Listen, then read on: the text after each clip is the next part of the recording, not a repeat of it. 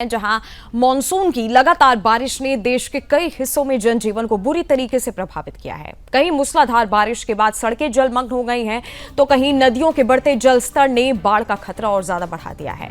त्रिपुरा के अगरतला में भारी बारिश के कारण बालदाखार, श्रीलंका बस्ती, खताखाल, बम्बुतिया, चंद्रपुर और अरलिया जैसे क्षेत्रों में बाढ़ जैसे हालात और गंभीर जल भराव की स्थिति बनी हुई है। राहत और बचाव के लिए एनडीआरएफ और एसडीआरएफ की टीमें जुटी हुई हैं और अब तक 1300 से ज्यादा लोगों को सुरक्षित स्थानों पर पहुंचाया जा चुका है। गुरुग्राम की अगर बात करें तो गुरुग्राम में मूसलाधार बारिश के बाद शहर के कई हिस्सों में 2 से 3 फीट तक पानी भर चुका है। सड़कों पर भारी जाम लगा है और प्रशासनिक अधिकारी स्थिति का जायजा लेने सड़कों पर उतरे हैं। आज स्कूलों में ऑनलाइन कक्षाएं चलाने और लोगों से घर से काम करने की अपील की गई है। ओडिशा के जाजपुर जिले में लगातार भारी बारिश और बैतरणी नदी के उफान ने संकट बढ़ा दिया है। कई ब्लॉक और गांव जलमग्न हैं। बिहार के पटना और दानापुर क्षेत्र में गंगा का जलस्तर खतरे के निशान से ऊपर पहुंच गया है। कई दियारा इलाके पानी में डूब गए हैं। राजस्थान के दौसा में 2 सप्ताह के सूखे के बाद हुई मूसलाधार बारिश ने कई क्षेत्रों में जल भराव और बाढ़ जैसे हालात बना दिए। नोएडा में प्रमुख मार्गों और इलाकों में पानी भरने से यातायात प्रभावित हो गया। मथुरा में भारी बारिश और यमुना के बढ़ते जलस्तर ने कई इलाकों में गंभीर जल भराव और बाढ़ जैसे हालात पैदा कर दिए। छत्तीसगढ़ की राजधानी रायपुर में भी यही हाल है। वहां मूसलाधार बारिश के कारण जनजीवन बुरी तरीके से प्रभावित हुआ और प्रमुख सड़कों पर भी भारी जल भराव हो गया। वाराणसी में भारी बारिश के साथ गंगा और वरुणा नदियों के उफान ने स्थिति गंभीर बना दी है। गोदोलिया समेत कई प्रमुख इलाकों और गलियों में पानी भर गया है। गंगा का जलस्तर खतरे के निशान की ओर बढ़ रहा है। सभी घाट डूब चुके हैं और आपसी संपर्क टूट गया है। उत्तर प्रदेश के हापुड़ में भारी बारिश और गंगा के बढ़ते जलस्तर ने जनजीवन प्रभावित किया है। दिल्ली एनसीआर में भी मूसलाधार बारिश के कारण जल भराव और भारी जाम की स्थिति पैदा हुई है। आरएमएल अस्पताल, दिल्ली एम्स, दिल्ली एयरपोर्ट और राजौरी क्षेत्र में बारिश का असर दिखाई दिया है। चेम्पॉक, चेन्नई में आज 25 अगस्त 2026 को तापमान लगभग 32 से 34 डिग्री सेल्सियस है और दोपहर में हल्की बारिश या गरज के साथ बौछारें पड़ने की 40% संभावनाएं जताई गई है। लगातार तस्वीरें हम आपको दिखा रहे हैं दिल्ली से, चेन्नई के चेम्पॉक से, रायपुर से, वाराणसी से, लखनऊ से, जहां पे मॉनसून इस बार लोगों की परेशानी का कारण बन चुका है। पहली तस्वीर त्रिपुरा के अगरतला से है, दूसरी तस्वीर गुरुग्राम से हम आपको दिखा रहे हैं, तीसरी तस्वीर चेन्नई के चेम्पॉक से है, चौथी ओडिशा के जाजपुर से, उसके बाद पटना के दानापुर, राजस्थान के दौसा से, नोएडा से तस्वीर और उत्तर प्रदेश के मथुरा से। इन सभी जगह बारिश ने अपने एक तरीके से रिकॉर्ड तोड़ दिया है। मौसम विभाग की तरफ से लोगों के लिए लगातार चेतावनी जारी की जा रही है। इस बारिश की वजह से एक तरफ जहां बाढ़ जैसे हालात पैदा हुए तो दूसरी तरफ लोगों को अपने दफ्तर जाने में परेशानी उठानी पड़ी। बच्चों को अपना स्कूल जो है वो छोड़ना पड़ा। हालांकि ऑनलाइन क्लासेस की व्यवस्था की वजह से बच्चों को इस समय दिक्कत नहीं आ रही है। दिल्ली के आरएमएल अस्पताल की हालात हम आपको दिखा रहे हैं, साथ ही दिल्ली एम्स के भी हालात आप देख सकते हैं, जहां से पास की ही सड़कों में बाढ़ जैसे हालात पैदा हो गए हैं। दिल्ली एयरपोर्ट की भी तीसरी तस्वीर आपके सामने, चौथी तस्वीर दिल्ली के राजौरी से है, चौथी यूपी के वाराणसी से और 5वीं तस्वीर यूपी के हापुड़ से हम आपको दिखा रहे हैं, जहां जनजीवन बुरी तरीके से प्रभावित हुआ है। शहरों की रफ्तार एक तरीके से थम गई है। नदियां उफान पर हैं और लोगों से नदियों के करीब ना जाने की, घाटों के करीब ना जाने की अपील लगातार की जा रही है। यही हाल उत्तराखंड में भी बना हुआ है, जहां लोगों से घाटों के करीब ना जाने की अपील लगातार की जा रही है। प्रयागराज की भी बात करें तो प्रयागराज पे गंगा का जलस्तर अपने खतरे के निशान से ऊपर बढ़ चुका है।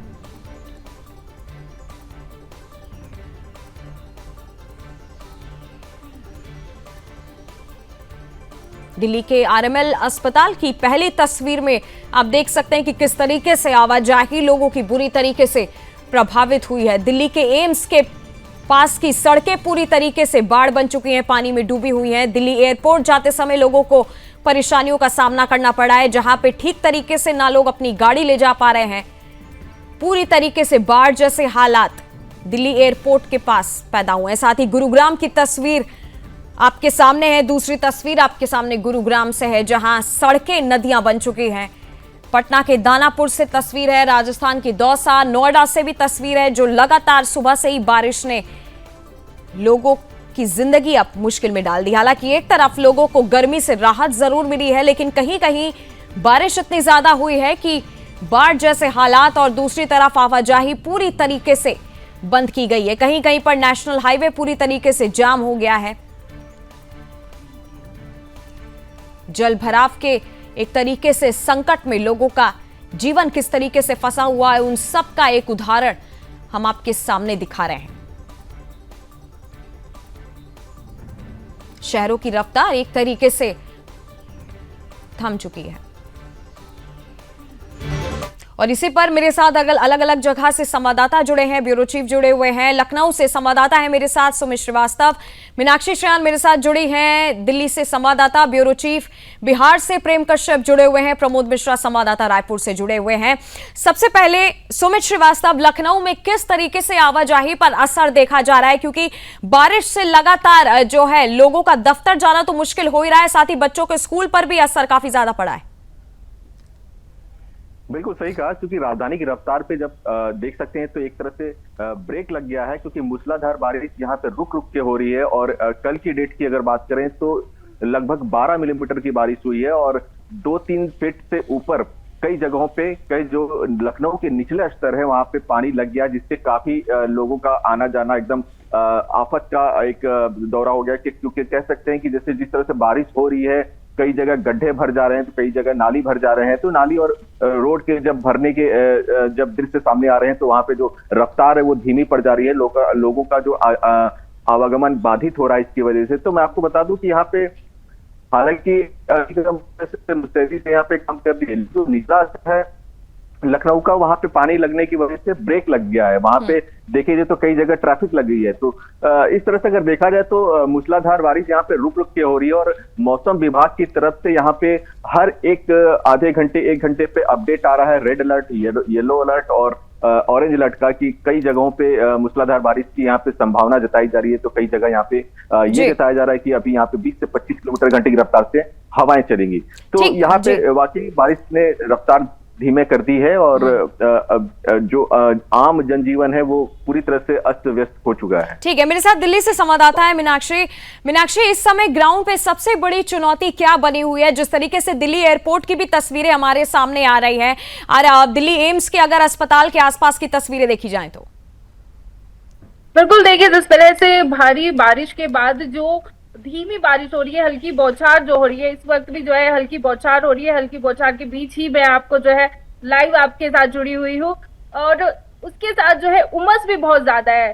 हल्की बारिश तो है ही, उमस भी इतनी ज्यादा है कि गर्मी बर्दाश्त से बाहर हो रही है। इसके साथ ही अगर जल भराव की बात करें तो दिल्ली में जो भारी बारिश हुई है उसके कारण जो है AIIMS, ATO, connect place, Shivaji stadium और दिल्ली विश्वविद्यालय के पास कई मुख्य सड़कें भारी जल भराव और ट्रैफिक जाम की स्थिति जो है लगातार बनी हुई है। जाम का कोई सॉल्यूशन नहीं निकल पा रहा है। हालांकि एडवाइजरी जारी की गई है, रूट डाइवर्ट भी किए गए हैं कि इस रास्ते से नहीं जाना है, तो वो पूरा अपडेट भी दिया गया है दिल्ली प्रशासन की तरफ से। इसके साथ ही पूरी व्यवस्था जो है की जा रही है, जल्द से जल्द जो है जो दिल्ली सरकार है वो सॉल्यूशन की तरफ जो है काम करती हुई भी नजर आ रही है। जिस तरीके से कहीं पे पानी भर गया है तो वो पानी जल्द से जल्द जो है निकासी हो जाए उस पानी का, तो पूरी व्यवस्था यहाँ पर दिल्ली सरकार करती हुई नजर आ रही है। हालांकि उसका जो इफेक्ट है वो लोगों की जिंदगी पर बहुत कम देखने को मिल रहा है। जाम की स्थिति लगातार बनी हुई है, जो सड़कें हैं उन पर पानी भरा हुआ है और कोई सॉल्यूशन नहीं मिल रहा है। लोग काफी परेशान नजर आ रहे हैं। सबसे बड़ी परेशानी की आप बात कर रहे थे, सबसे बड़ी परेशानी यही है कि लोग जो है आवाजाही में बेहद परेशान नजर आ रहे हैं। बिल्कुल, और जिस तरीके से दिल्ली से लगातार तस्वीरें हम देख भी रहे हैं, दिल्ली एम्स की हो, चाहे वो दिल्ली एयरपोर्ट की हो, चाहे नोएडा की कुछ तस्वीरें हो, और यही हाल बिहार के भी कुछ इलाकों में जो है बना हुआ है। मेरे साथ ब्यूरो चीफ जुड़े हुए हैं प्रेम कश्यप। प्रेम, कौन कौन से इलाके हैं जहां पे ज्यादा जल भराव हुआ है? क्या स्थिति इस समय आपको देखने को मिल रही ग्राउंड पे? देखिए, बिहार में बारिश से ज्यादा जो असर कर रहा है वो बढ़ते गंगा के जलस्तर और जो सहायक नदियां हैं उनके बढ़ते जलस्तर ने किया है। देखिए, बाढ़ की चपेट में बिहार हमेशा से रहा है। भागलपुर, नवगछिया, राघोपुर, दियारा, ये वो तमाम क्षेत्र रहे हैं जो हमेशा से बाढ़ की मार झेलते हैं और कटाव की मार झेलते हैं।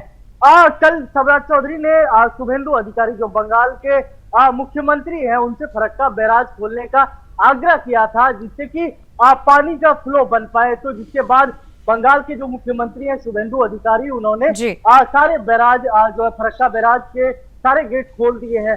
तो एक अंडरस्टैंडिंग पड़ोसी राज्य से देखने को मिली है और इसी के साथ मुख्यमंत्री ने हवाई सर्वेक्षण भी किया है और इस दौरान उन्होंने तमाम अधिकारियों को भी निर्देश दिए कि जो भी क्षेत्र बाढ़ प्रभावित क्षेत्र रहा है बिहार का, वहां पर खासा ध्यान रखा जाए।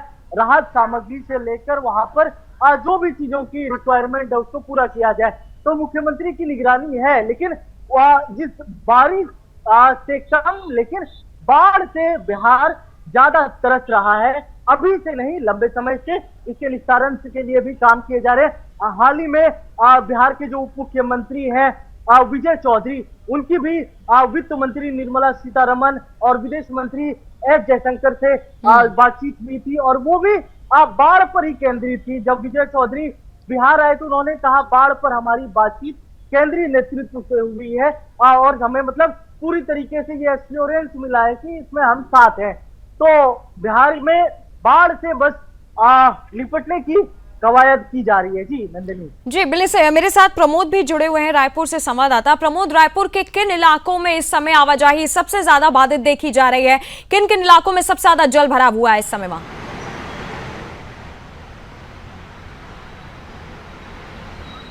प्रमोद जी देखिए, अगर पूरे छत्तीसगढ़ की बात करें तो जिस प्रकार से चाहे बस्तर संभाग हो, रायपुर संभाग हो, बिलासपुर संभाग हो या फिर सरगुजा संभाग हो, सभी जगह जो है काफ़ी तेज़ बारिश हो रही है। कल भी हमने देखा कि चाहे बस्तर के कई ऐसे इलाके हैं जहां पर लगातार जल भराव के कारण जो यातायात हो कहीं ना कहीं बाधित हुआ। और हमने देखा कि कल जिस प्रकार से कोरबा के देवपहरी में 3 युवक जो है पिकनिक मनाने गए हुए थे, वो भारी बारिश की चपेट में आ गए, नाले का पानी बढ़ गया, उसके पास से जो है वो उनका रेस्क्यू किया गया। और सूरजपुर से भी तस्वीर सामने आई किस प्रकार से 3 जो स्कूली बच्चे हैं वो पानी के तेज बहाव में बह गए। हालांकि उनका सफर रेस्क्यू करा लिया गया, लेकिन जिस प्रकार से छत्तीसगढ़ में लगातार बारिश हो रही है, इससे यही समझा जा सकता है कि आने वाले दिन और खतरनाक होने वाले हैं, क्योंकि मौसम विभाग ने स्पष्ट किया है कि आगामी 30 अगस्त तक राज्य में मध्यम से तेज वर्षा होने वाली है। ऐसे में जिस प्रकार से लगातार बारिश हो रही है, और अगर राजधानी रायपुर की बात करें तो राजधानी रायपुर में इस बार 15% ज़्यादा वर्षा हुई है। ऐसे में राजधानी रायपुर में कई ऐसे इलाके हैं जहां पर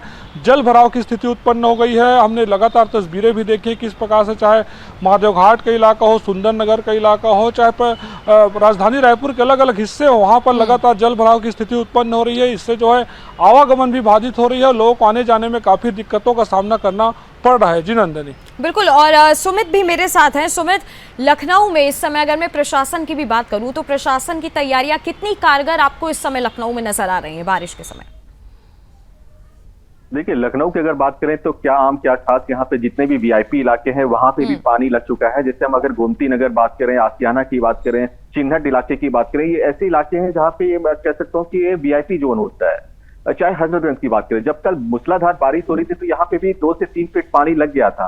तो प्रशासन अपनी तैयारियां हर साल करता है, हर साल उनकी जवाबदेही रहती है, लेकिन हर साल यही सुनने को मिलता है कि यहाँ पे पानी लग गया, यहाँ नाले से ड्रेनेज नहीं हो रहा है और असुविधा हो रही है, कई जगह गाड़ियां फंस जा रही हैं, तो कई जगह ट्रैफिक लग जा रहे हैं। तो इस तरह की जो चीजें हैं वो हर साल देखने को मिलती है। अगर रोड की बात करें तो रोड पे कई इलाके ऐसे हैं जहां पे बजरे निकल जाते हैं और जो गिट्टी निकलते हैं वो काफी खतरनाक होते हैं। जब बारिश होती है वो बजरे निकलते हैं तो उस पर दुर्घटना होने की भी काफी संभावनाएं होती हैं। तो अगर हम शासन प्रशासन की बात करें तो वो तो हर साल बोलते हैं और हर साल उसके लिए ये कहते हैं कि हमारा रोड जो है वो सही हो गया है, गड्ढे मुक्त हो चुके हैं, सड़क अगर बात करें तो यहाँ पे ड्रेनेज व्यवस्था हो चुकी है। लेकिन हर साल यही देखने को मिलता है कि यहाँ पे पानी लग गया और यहाँ पे गाड़ियां फंस गई हैं, यहाँ पे ट्रैफिक जाम हो गया है। हालांकि ट्रैफिक जाम अगर होता है तो उस हिसाब से यहाँ पे पुलिस भी मुस्तैदी से खड़ी रहती है। एक इमरजेंसी जो मार्ग होता है उसको हमेशा बना के रखती है कि कोई एम्बुलेंस ना फंसे, चाहे कोई इमरजेंसी वाहन या कोई वीआईपी गाड़ियां ना फंसे। लेकिन कुछ ऐसे जगह होती हैं जहां पे जो गाड़ियां होती हैं वो फंस जाती हैं, उनको पता नहीं रहता है कि वो नाली का हिस्सा है कि रोड का हिस्सा है, क्योंकि रोड पे जब पानी लगता है तो वो कहीं कुछ नहीं दिखता है और कई जगह गाड़ियां फंस जाती हैं और दुर्घटनाएं हो जाती हैं। तो देखिए, ये जवाबदेही हमेशा सरकार की रहती है और इस पे काम करते हैं, लेकिन हर साल ये देखने को मिलता है कि पानी लग गया, जाम लग गया, या फिर ड्रेनेज की व्यवस्था नहीं हो पा रही है, या सड़क पे गड्ढे हो जा रहे हैं। तो इस पे फिर से हो सकता है कि कुछ न कुछ नगर निगम अपनी कार्रवाई करे। नगर निगम इसको नोट कर रही है कि कहाँ पे ऐसी असुविधा हो रही है। जी, तो बिल्कुल मीनाक्षी, दिल्ली में भी क्या यही हाल देखने मिल रहा है? क्योंकि दिल्ली में सबसे ज्यादा बड़ी जो दिक्कत होती है वो ट्रैफिक की होती है। चाहे दिल्ली एरोसिटी के साइड की भी अगर बात की जाए, बारिश में अक्सर देखा गया है बहुत ज्यादा जाम की स्थिति। कितना जाम पर असर पड़ा है बारिश से इस समय वहां पर? बिल्कुल, देखिए आईटीओ की अगर हम बात करें तो आईटीओ पे बहुत भयंकर जाम रहता है। अगर आप आधे घंटे में पहुंच रहे हैं कहीं पे और आईटीओ से आप गुजर रहे हैं तो आपको दो 3 घंटे लग जाएंगे वहां तक पहुंचने में। तो इतना भयंकर जाम है कि गाड़ी जैसे थम गई है, गाड़ियों की रफ्तार जो है वो थमती हुई नजर आती है। इसके साथ ही सीपी की अगर बात करें, शिवाजी स्टेडियम की बात करें, बहुत भयंकर जाम आपको देखने को मिलेगा। इसके साथ ही अगर यातायात, क्योंकि जब बारिश नहीं होती है तब यहाँ पे हल्का फुल्का जाम रहता है, बारिश होने के बाद तो इतना भयंकर जाम हो जाता है कि एडवाइजरी भी जारी की जाती है कि इन सड़कों से ना गुजरे, क्योंकि वो जाम ऐसा होता है कि आपको वहां पर 3-4 घंटे आराम से लग सकते हैं। तो वहां पर जो है ये इन जगहों पर जो है दिल्ली सरकार का भी यही कहना है। अभी दिल्ली की सीएम रेखा गुप्ता ने कहा था, स्टेटमेंट दिया था कि कुछ सड़कें ऐसी हैं जिन पर 1-1.5 साल ठीक होने में लगेंगे, 1-1.5 साल और लग जाएगा। तो ये वही सड़कें हैं जहां पर जो है अभी जाम देखा जा सकता है। हालांकि पिछले बार से जो है पिछले साल से जो है अब थोड़ी व्यवस्था सुधरी है। अगर हम द्वारका की भी बात करें तो द्वारका में भी जो है स्थिति सुधरी है, और मिंटो रोड की बात करें तो स्थिति कुछ सुधरी है, लेकिन कुछ सड़कें ऐसी है जिन पे समय लगेगा और काम जो है वो जारी भी है, चलता हुआ भी जो है नजर आ रहा है। तो कहीं ना कहीं जो है समय यहाँ पर बहुत महत्वपूर्ण हो जाता है। हालांकि दिल्ली सरकार पूरा प्रयास कर रही है कि लोगों को इन परेशानियों का सामना ना करना पड़े, लेकिन अगर गली मोहल्लों की बात करें तो गली मोहल्लों में बहुत बुरे तरीके से जो है वो सड़कों की स्थिति बन चुकी है, क्योंकि कई जगह ऐसी है जहां पर पाइपलाइन जो है निकाली जा रही है और उस वजह से सड़कें अस्त व्यस्त है, और बारिश की वजह से अब वो बेहद बुरी स्थिति में आ चुकी है। लोग काफी परेशान हैं। लोग सरकार से सवाल पूछ रहे हैं कि क्या इसी दिन के लिए जो है उनको चुना गया था। हालांकि सरकार भी इस पर जवाबदेही करती हुई नजर आ रही है। वो कह रही है कि कुछ काम ऐसे हैं जिसमें समय लगेगा, और इसके साथ ही जिस तरीके से बारिश हो रही है, बारिश में जो मौसम विभाग है उन्होंने अलर्ट जारी किया है। लगातार हो रही बारिश को देखते हुए मौसम विभाग ने ऑरेंज और रेड अलर्ट जारी किया है, और इसके साथ ही मौसम विभाग का ये भी कहना है कि 30 अगस्त तक जो है ये स्थिति बनी रहेगी। जी, अगर प्रेम से पूछे, प्रेम, बिहार में भी क्या यही स्थिति देखने मिल रही है? कौन से प्रमुख ऐसे रास्ते हैं जो बाधित हुए हैं इस समय बिहार में? देखिए, आज भी जो है 25 जिलों में बारिश का अलर्ट जारी किया गया है। और जो आपने सवाल किया कि कौन से जगह बाधित हुए हैं, तो कल भागलपुर में जो राघोपुर वाला क्षेत्र है वहां पर कटाव हुआ, जिसमें कि पहले भी होते रहा है, ये पहली बार नहीं हुआ है कि ऐसी चीजें हुई है। गंगा के कटाव के साथ वो कई घर जो है वो गंगा के साथ बह जाते हैं। तो कल भी राघोपुर में कटाव देखने को मिला, जिसके बाद वहां पर जो आम जनजीवन है वो थोड़ा त्रस्त हुआ। लेकिन जिस तरीके से सरकार और एडमिनिस्ट्रेशन के द्वारा यह एश्योरेंस दिया जा रहा है कि इस बार जिस तरीके से हर साल बाढ़ की मार से बिहार परेशान रहा है, इस बार ऐसा नहीं होगा। इस बार जैसा कि कल भी हमने देखा कि सम्राट चौधरी कई क्षेत्र में, भागलपुर वाले पूरे क्षेत्र में, भागलपुर, सुल्तानगंज, कहलगांव और नौगछिया वाले क्षेत्र में हरवाई सर्वेक्षण कर रहे थे और खुद से निगरानी कर रहे थे। ये एक मैसेज देने की भी कोशिश थी कि बाढ़ से जो बिहार परेशान रहा है उसका समाधान निकाला जाएगा। तो ये कोशिश थी मुख्यमंत्री की भी, और उन्होंने जो एडमिनिस्ट्रेशन से बात करके जो मैसेज कन्वे किया है वो यही किया है कि इस बार बाढ़ की मार बिहार कम झेले। लेकिन जो राघोपुर का क्षेत्र रहा है वो हमेशा से कटाव ग्रस्त रहा है। कई घर बह जाते हैं, ऐसे हालात बन जाते हैं गंगा के कटाव के साथ। तो बिहार को 3 नदियां ज्यादा परेशान करती है नंदिनी।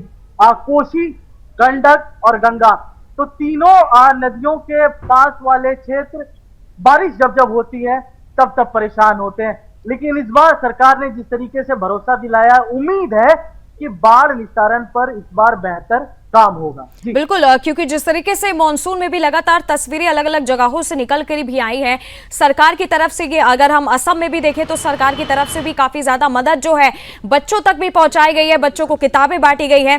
प्रमोद के पास चलते हैं। प्रमोद, अगर स्कूली बच्चों की भी बात करूं मैं, जो दफ्तर जा रहे हैं उनकी बात बाद में करते हैं, बच्चों के लिए क्या व्यवस्था इस समय की गई है? क्योंकि ऑनलाइन क्लासेस की बात सबसे ज्यादा इस समय निकल के सामने आई कि स्कूल की तरफ से आदेश दे दिए गए हैं कि अगर बच्चों स्कूल नहीं आ पा रहे हैं तो वो ऑनलाइन क्लासेस की मदद लें।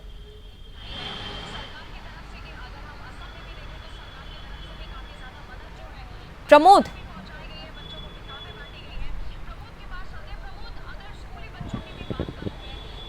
चलिए, कुछ मेरे ख्याल से आवाज की कुछ दिक्कत हो रही है। सुमित के पास चलते हैं। सुमित, अगर ऑनलाइन क्लासेस की भी मैं बात करूं, बच्चों की पढ़ाई पर किस तरीके का क्या असर देखा जा रहा है? स्कूलों की तरफ से क्या गाइडलाइन जारी की गई है इस समय?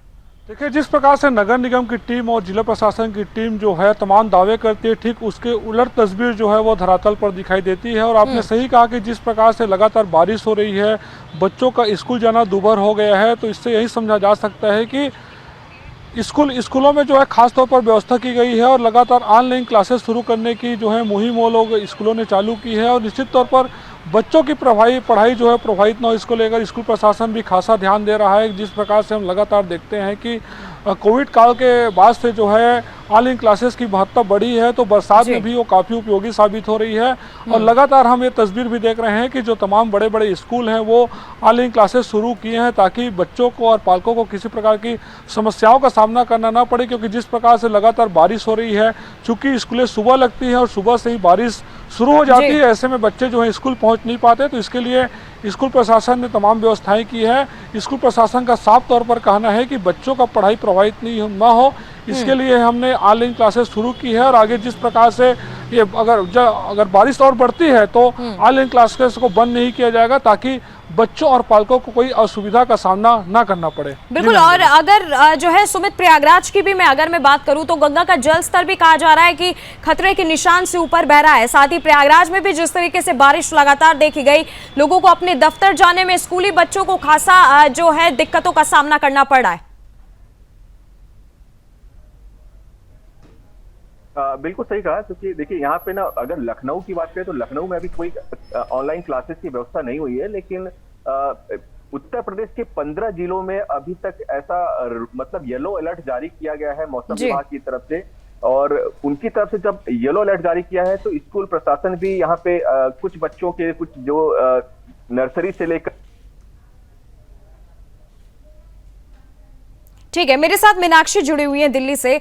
मीनाक्षी, आप आगे की जिस तरीके के हम इलाकों की तस्वीर हम लगातार देख रहे हैं, अपने दर्शकों को भी हम लगातार दिखा रहे हैं, चाहे वो अब किसी अस्पताल की तस्वीरों, नोएडा की बात करूं, गुड़गांव की बात करूं, गुड़गांव में आधे से ज्यादा इलाका जो है कहा जा रहा है पानी में डूब चुका है, लोगों ने अपने ऑफिस जाने छोड़ दिए हैं।